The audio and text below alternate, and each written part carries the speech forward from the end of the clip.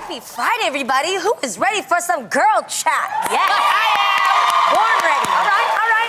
It is my favorite day of the week because here at The Real, we start our weekend celebration early with all of you.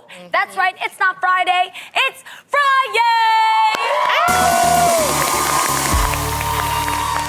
And of course, babes, what's Friday without a cocktail? This Friday drink is a Kiwi Delight Martini. It's a mix of ripe kiwi, Saint Germain, simple syrup, a splash of Cub soda, and some sparkling wine. For the complete deets on our recipe, it's mocktail version, head on over to thereal.com.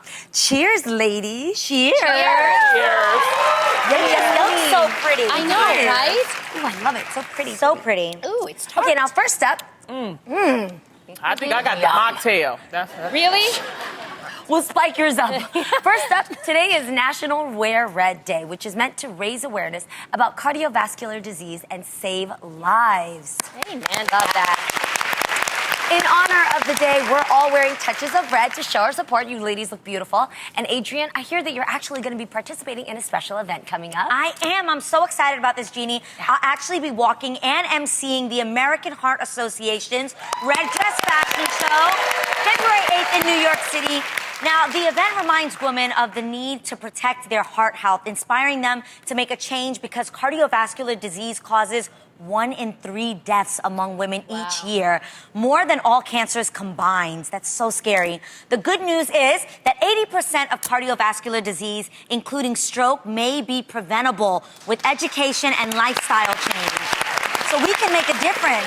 The most important action you can take to prevent heart disease is to know your numbers. Know your numbers, including cholesterol, blood pressure, blood sugar, and body mass index. Being informed can actually change your lives. Yes. So crazy. So for more information on ways to learn your numbers, visit goredforwomen.org. That's so awesome. Super excited. You actually walked in it last year. You're going to have so much fun. It's such an empowering event. And the women that all come together, and they all, you walk if you have personal... You killed it last year. I love it. Yeah. Gorgeous. I was actually backstage with Katie Holmes last year, and we all took pictures together, and every single person shared their personal story. So I'm so proud of you. You are going to be radiant. Thank you. My grandmother actually passed away from heart disease, so this means a lot. My Papa Joe actually has 4 stents in his heart, so hearts in our family is like a big thing. We take care of ourselves, and it's important to just spread the word and get people out there to know their numbers. That's right. Yeah. Well, speaking of being healthy, a new exercise trend has some women literally sweating the idea of getting married. Women who have a feeling that their man might pop the question soon are getting into quote proposal shape. Oh, Lord. So that they'll look extra fit when their man gets down on one knee. Now, ladies, are you doing extra yoga sessions? They're doing extra yoga sessions to the day to cut back on alcohol, even going to boot camps so that they'll look cute on their gram when the proposal picture and the videos happen. So, ladies, do you think this is being too, presumptuous, or is it just being prepared? Yeah, Why not just do it for yourself? Why do it for the gram and for your soon-to-be whatever fiance? Because what if he doesn't propose? Then what are you going to do? Are you going to gain all the weight back? You'll be in really good shape for the next guy. Exactly. Yeah. What I will say is this. I have got to be honest. I got in the best shape when I was getting married. Yeah. I really had something to focus on. So honestly, whatever motivates you, but it's about being healthy. It's about doing your, as long as you stay motivated, Yes. That's the only thing. Which I did not. Pre or post getting snatched, you should stay snatched. Yes, I like that idea a little bit more. Yeah. Or it's like when I go out on tour, I get in shape. Because you have to be in shape when you're getting on planes and you're traveling and late nights. So I think it depends on, it's an event. Whatever that special event is, if it gets you motivated, I don't see a problem with it. Because so many people have things. They'll be like, oh, I'm going on vacation. I want to look amazing. So how do you even know when your guy is going to propose to you? Well, put it in your mind so it'll get you to the gym. You know what I'm saying? I didn't, the one time I thought Adam was going to propose, it didn't work out that way. No. What do you mean? So Adam had planned a trip to Ireland, right? Ireland is so beautiful. And I was like, oh my gosh, we've been dating for 4 years. Yeah. And I thought, it's gonna happen. Yeah. There are beautiful castles. The scenery is great. It's very romantic. Yeah. So every single time he would bend down, to pick up something or get something out of his bag, I swear to God, you guys, my heart would drop. I really thought that he was gonna propose, and he did it. So on the flight back, you guys, I cried for almost. Are you serious? I swear to God, I cried for almost like 10 hours. For the first 4 hours, Adam was like, is everything okay? Oh, but wait, you were crying and he was sitting next to you? Yeah, but I just blamed it on the fact that I was watching like a really sad movie. Oh my gosh. So then the next like 5 hours, I still kept crying, and he was like, okay, wait a minute. Something is really going on. And that's when I said, babe, I thought you were gonna ask me to marry you. And he was like, oh man. And then we broke up. We broke up the next year, and then the year after that, he asked me to marry him. So it all worked out eventually. But Clearly, but yeah. man. Yeah, it was horrible. Okay, I have to be honest. But were you in shape though when you was in Ireland? Was you doing all of that? I was in shape, Okay. Lonnie, Okay. because I was in shape for myself. Okay, that's all I'm asking. Yeah, Were you embarrassed? I wasn't embarrassed, you guys. I was just sad, and I remember calling my sister, really upset. But you know what? Things happen for a reason. But that was before the gram, though. That was before Instagram and But I Twitter still and wouldn't stuff do it like for the that. gram, though. But some people, some women feel really bad, like, because, you get likes You get and pressure. well, to make sure that's everything's just perfect. dumb. and stuff. But I will say, this is a real life story. I just didn't is. think it would happen to my friend. But I have a lot of friends where they've been with a guy for a long time. Then they're about to go do something momentous, like he's taking me hot air balloon for the first time. Or Right. they're going somewhere far and exotic, and she is sitting there thinking, oh my God, Jeannie, it's the one. This is gonna happen. What should I wear? And I'm sitting there like, girl, don't be let hanging. I don't want to build your dreams up because you might be crying on the plane home with him. And then when he did ask me, Yeah. I wasn't prepared for it. And guess what, Lonnie? I What? was still in the best shape of my life. Okay. There you go. Just saying. There you go. Just saying. Well, good for you. Boo, boo, boo. I love you. love Well, you speaking too. of keeping things in shape, one Australian husband didn't care for the shape his wife was leaving their bathroom in. So he decided to take matters into his own hands by writing her a letter. He posted the letter on their bathroom mirror, listing new bathroom rules she needed to abide by. For example, he said that bath towels, quote, belong on hooks, not on the floor. He also said, quote, contrary to your belief, that flush is the term describing a winning hand in poker. Flush is also a plumbing term. Look it up. Practice it. Ew. Right? Ew. Nasty. And finally, when it comes to his deodorant, he said 3 words. Use your own. Ew. This is a really toxic relationship. Yeah, he sounds like he's the one that has the problem. Yeah. So, Yeah. ladies, do you think a dirty bathroom could lead to a messy marriage, though, eh? I think she's nasty. I'm sorry. She's just nasty.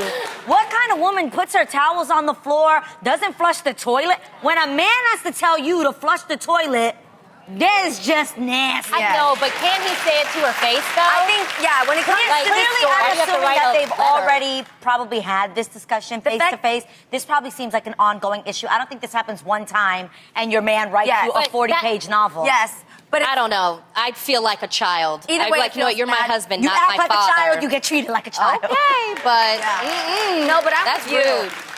That's a deal breaker for me. Yeah. Somebody who's got a nasty bathroom or bathroom habits. Yeah. And girls, let's be honest. As we all use different restrooms, sometimes I know you ladies have been in some women's restrooms where we're like, were you raised by pigs? Yes, What is so going disgusting. on? So I understand, not that he's going about it the right way, but let's just look at the fact of the matter, right? If you're a messy bathroom keeper, I don't think you should exist in a relationship if you can't take care of yourself. Why are you trying to take care of another person? You know what I mean? That's You gross. just don't like the way he went about it. yes.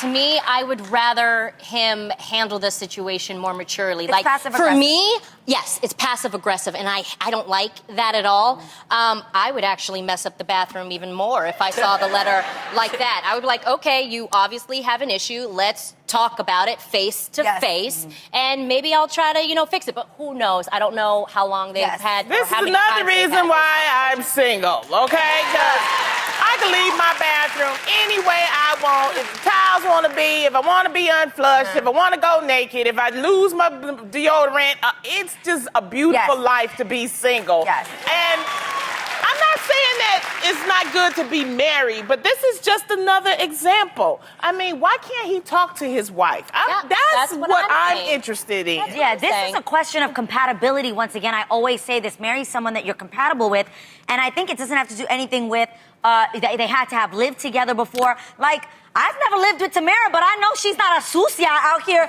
not flushing the toilet. And I know she's not dirty, but I think, how do you marry someone that you don't know these things about? Or that you can't tell them in their face. Yeah, both. They obviously have a communication issue. They obviously have an issue with the sense of like, no, like. And it's the way he's saying it. Well, How but did you know he what? know this, But though? here's a solution, though. Okay? What? Hire a cleaning person. Why don't you do that? Or maybe you clean up or something. I mean, no, I'm saying if it's a marriage, okay, I'm not married, but I'm saying you have to compromise. Find a solution to help, because maybe she's doing something to keep them. You know, it's not cleaning, but it's something else. Okay, I hear you, Aid, but there are some legit people who grow into adults not doing some of the basics you should know to do after you've used the restroom. Like, I have girlfriends coming over and staying at my house sometimes, and some of my girls don't even know to clean their hair out of the drain after they take a shower. Ew. You know what I mean? Like when our hair falls and we have long hair. Or But using someone else's brush and you don't take the hair out. Wait a minute. Did he know what he was getting into in the first place? That's what I'm saying. A lot of the Not times. always. You don't know your girlfriends, but you obviously know the way But they... I'd know if my man was nasty, I would go and visit his house. Do you see what I'm Exactly. saying? I would use his bathroom. Or I do what I do with my girlfriends. I clean up all the hair. I bring that fur ball out. I throw it in the toilet so they can see it float. And I go, look what you did. Look at this. Yes. And they go, dang, I didn't know. But you have to, I always think in a friendship, you got to be the real one before the world tries to be a real one. Yeah, too. that's You know what I exactly. mean? Yes. Like, that you don't is- want somebody else shaming your friend. Me and Tam are in the same place saying, how did you not know this? How did you marry someone and not know that she's incredibly messy, that she doesn't flush the toilet? But a lot of times, you know how people can act a certain way until they get that ring, and maybe she was clean, and then once that ring happened, it all came out. That happens. People can front all the way. I know people still front. You don't really know them. That's why you have to really have discernment. You need a friend like Tamara that can look at their eyes and go, no. Okay, so I right. say do a pop-up. If you are dating someone for a certain amount of time, pop up on them when they don't expect it at their home and say, I'm doing a bathroom raid, thank you very much. Are you dirty or not? Yep, that's the way to find out. Oh my gosh. From the bathroom to the classroom, a new class being offered by Yale University is already being called the most popular class in the school's history. And guess what? The subject is happiness. The class, officially called Psychology and the Good Life, aims to teach students how to lead a happier, more satisfying life by focusing on positive psychology and behavioral change. The course's professor, Dr. Lori Santos, thinks that so many students are interested in the class because in high school, they had to deprioritize their happiness in order to gain admission to the school. So ladies, do you think that the secret to happiness can be found in a classroom? Can you imagine getting an F in this course? That would be so terrible. That would suck. But I know. actually think this is really great. And obviously, people that go to Ivy League schools have worked incredibly hard to get there. But at the end of the day, you realize you can have degrees, you can have every title in the world, you could have money, you could have the most successful practice, or whatever you do. But none of that gets you happiness. And I think the fact that they're showing that this is a priority in life is incredibly important. I think it shows them that, yes, you can be able to know physics up and down, but do you know how to be happy? Well, I mean, people usually describe me as a very happy person. And they would always ask, why are you so happy? And actually, you guys, it's really simple. It's because I choose to be. It doesn't mean I do not have struggles. It doesn't mean I don't have bad days. I just don't let my circumstances define me. But you have to work hard at it. And you just have to choose it, you know? I find happiness in different things. I don't think you have to take a class for it. I don't think it can be taught. I always say about comedy, you can't really teach comedy. Even though they try to teach comedy classes, it's just something that's in you. But there are things around you that you can find happiness. Find happiness at a church. Find happiness in your family. Find happiness by going on a vacation or reading. Or even at that drink at the end of the day. Friday with a nice drink is happiness. It happens. Nice drink. No, but I think like what you're saying is something I find that elders have who are truly happy have, which is just a simplicity in being thankful. Yeah. Happiness has to come with one ingredient, being grateful. Gratitude. And I learned this when I had a friend a few years ago. She was on her deathbed, so she has passed. But as she was leading up to this death, she started keeping a journal. And every morning she would wake up and she would just write down one thing that she was looking forward to in that day.